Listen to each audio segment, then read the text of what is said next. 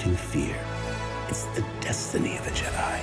Bringing Carrie Fisher back was an incredibly kind of tiered problem, and I thought it was going to be difficult, and actually I didn't really appreciate how complicated it was going to be. No, you can't do it for me.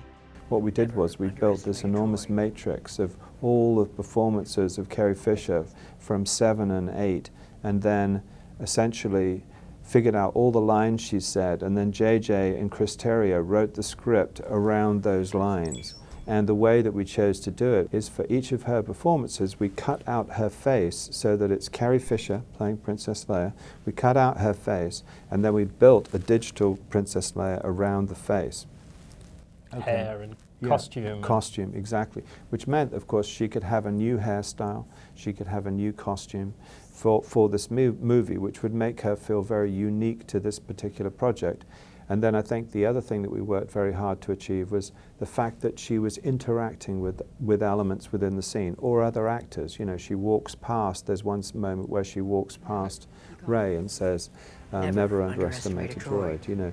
So those kinds of interactions were absolutely key, I think, to make the audience believe that she was really there at that moment.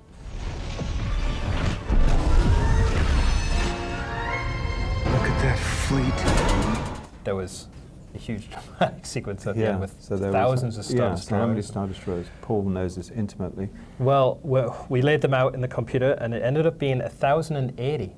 1,080. 1,080 in 2 levels. Yeah, so they're rising off the planet Exegol, and the idea was that, you know, they are still vulnerable before they've risen to a certain height. So the Galaxy fleet, you know, our heroes, the Resistance, want to attack them before they get to a certain height or altitude.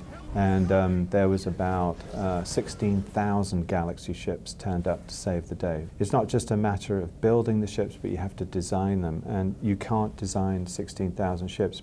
I mean, well, you can, but it would take a very, very long time. We'd still be doing it now. Yeah, and for the foreseeable future. What we did was James Klein, who was the art director on the show for us, he and his team designed a whole bunch of ships, and then we modeled those.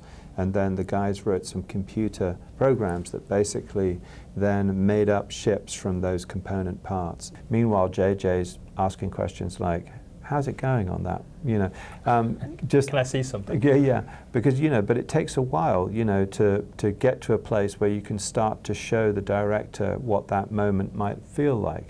But what we do, because of the enormous amount of work involved in the detail of what we do, is we try and sketch out a simple version of the idea. So it's sort of so that everyone understands what the general idea of the moment might be. And we can do a lot of those things using more physically based ideas. So for example, we know that when an explosion happens, there's a certain amount of force involved and certain things happen. And when you see explosions that we're doing now, they're actually based upon real physical burn rates of material, you know, how quickly an explosion might expand and what force that would have. So a lot of that stuff looks more real because it's actually simulating a real event.